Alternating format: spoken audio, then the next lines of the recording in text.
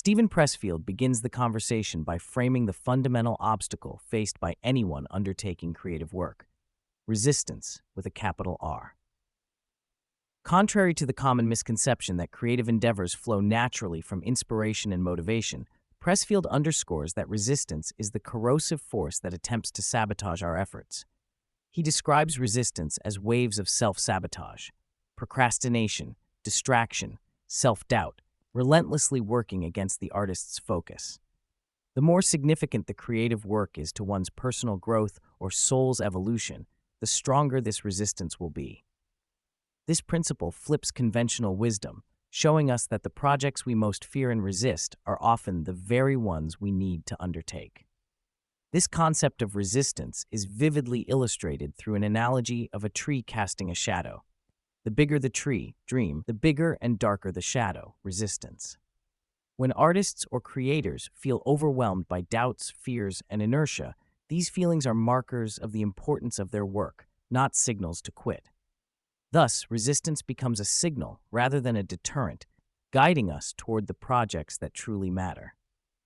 Pressfield urges listeners to view resistance not as a problem to be avoided, but as the essential battleground where meaningful creative work happens. Stephen Pressfield's background as a Marine infantryman and his experience with physically demanding jobs deeply shape his perspective on resistance and creativity. The military instills virtues like stubbornness, patience, courage, and the readiness to confront adversity head-on. These same qualities are what a professional writer or artist needs for the war they fight internally with doubts and procrastination.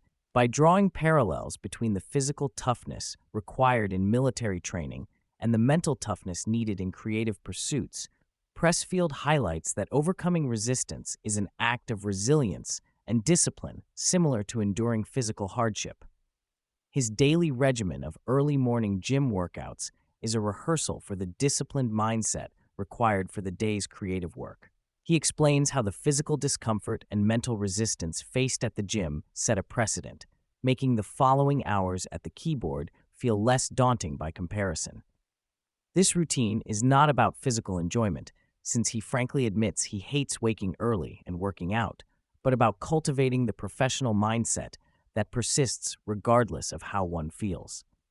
Pressfield's practice reveals how physical discipline is interwoven with mental endurance, both critical components in overcoming internal resistance. Pressfield discusses the elusive nature of ideas, emphasizing that the best creative insights often come unexpectedly, frequently when the mind is engaged in unrelated activities like commuting, showers, or resting between physical exertions. These moments feel like gifts from outside the self, a whispering muse rather than a product of conscious effort. He recounts his practice of invoking the ancient Greek muse through a recitation from Homer's Odyssey, a ritual linking the creative process with something transcendent and spiritual. This spiritual dimension stands in contrast to the modern reductionist view that all mental phenomena arise solely from brain activity. While neuroscientist Andrew Huberman offers insights into how unconscious processing generates spontaneous insights, Pressfield places these phenomena in a frame of invocation and faith, suggesting that creativity is a collaborative channel between human effort and higher, ineffable forces. The artist's role is to open themselves to this source and translate inspiration into tangible form, thus marrying the ethereal with the practical.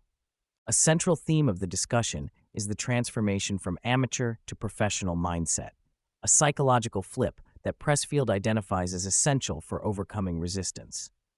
A professional shows up every day, laboring through doubt, fatigue, or adversity without personalizing success or failure. Unlike the amateur, who lets feelings and circumstances dictate their efforts, the professional commits regardless of internal states. This means playing hurt, persevering through literal or figurative injuries, and maintaining consistent, disciplined habits. The concept of turning pro is presented not as a lofty or expensive endeavor, but as a decision anyone can make. It involves adopting the mindset of someone who takes their work seriously and sees themselves as a CEO of their creative efforts. This dual identity, the doer and the overseeing professional, allows one to pitch ideas and approach work with confidence and detachment. By shedding excuses and emotional volatility common to amateurism, turning pro is the most effective antidote to succumbing to resistance and thereby unlocking sustained creative productivity. While internal resistance is formidable, Pressfield points out that external resistance from friends, family, and society can be equally challenging. Those close to us may unconsciously resist our growth out of fear, jealousy, or their own internal struggles. They may urge us to stay safe, to avoid rocking the boat, or even ridicule our ambitions under the pretense of care. This social discomfort arises because an individual pursuing greatness or breaking out of conventional roles threatens the familiar status quo, and those around them may feel abandoned or challenged. This dynamic underscores that turning pro often involves loss and sacrifice, including leaving behind certain social circles that prefer collective mediocrity. Pressfield argues that some friend groups maintain unspoken compacts to remain all mediocre together, which means anyone stepping beyond that is seen as a threat. Navigating this external resistance requires the professional to hold firm, accepting that growth often demands a realignment of relationships and priorities, an uncomfortable but necessary cost of creative seriousness. Stress, discomfort, and challenge are pervasive themes that run through Pressfield's reflections. Whether it's his early wake-up call to hit the gym, enduring physical labor, or sitting through long writing sessions, embracing discomfort is non-negotiable for the professional artist. He suggests that a deliberately uncomfortable chair is preferable for writing because it prevents complacency and maintains alertness, mirroring his broader belief that optimization in the creative process sometimes requires rejecting comfort. This tolerance of discomfort is not only physical but mental. He observes that complaining is another form of resistance and actively avoids it. The accretion of resilience built through hard physical work or groggy early mornings rubs off onto one's capacity to endure the cerebral demands of creative work. Thus, the connection between body and mind underlies the entire battle with inner resistance. Training the body also trains the mind to persist. A nuanced tension lies between striving for quality and falling into the trap of perfectionism, an insidious form of resistance that can stall or even prevent completion. Pressfield shares his approach of writing multiple drafts, allowing imperfect early versions to stand without judgment, and postponing critique and editing until later stages. This method prevents the inner critic from derailing momentum and turning work into a never-ending project. He emphasizes that perfectionism paralyzes, while professionalism demands shipping. There is a threshold beyond which further tinkering offers diminishing returns and starts to harm future progress. The challenge is recognizing when a project is ready to be released and avoiding the paralyzing fear of failure or judgment. Success, then, is both perseverance beyond fear and acceptance of imperfection as a natural part of the creative cycle. Discussing the awareness of mortality, Pressfield acknowledges the dual role that the knowledge of death plays in creative motivation. While a pervasive thought of mortality might become paralyzing, conscious recognition of life's finitude helps instill urgency and focus. The knowledge that time is limited propels creative work forward, counteracting complacency and distraction. He shares how knowing that life is longer than it feels, possibly decades ahead, offers renewed motivation to keep producing, improving, and evolving. Mortality isn't only a source of anxiety, but also a call to action, influencing many creators, including famous figures like Steve Jobs, whose awareness of death intensified their drive.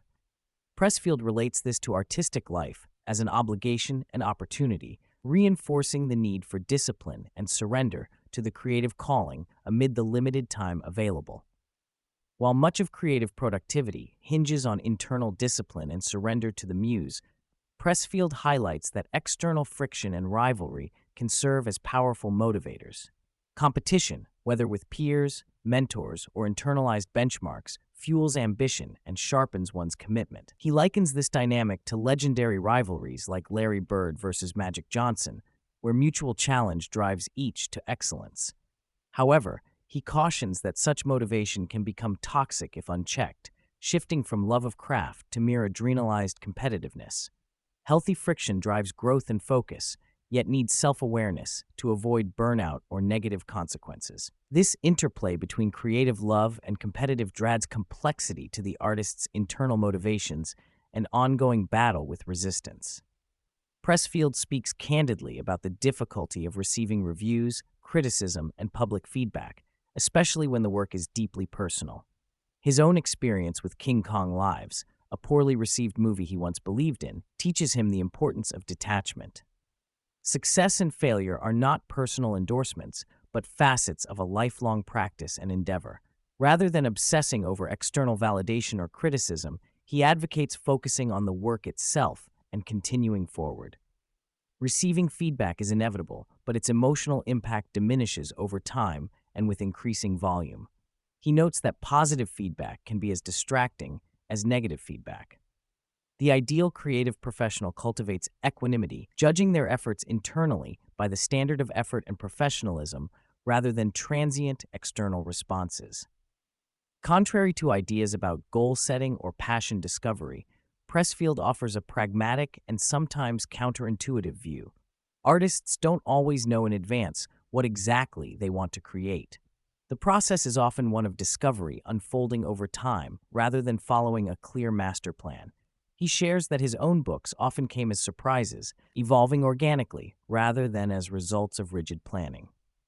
This openness aligns with his concept of the muse and creative flow. Ideas come from outside the conscious mind and manifest through sustained labor and readiness. For aspiring creators lacking clarity on their true calling, the prescription is simple, yet challenging. Start somewhere, put in the time and effort, and let the creative process reveal itself through disciplined action rather than waiting passively for clarity or inspiration.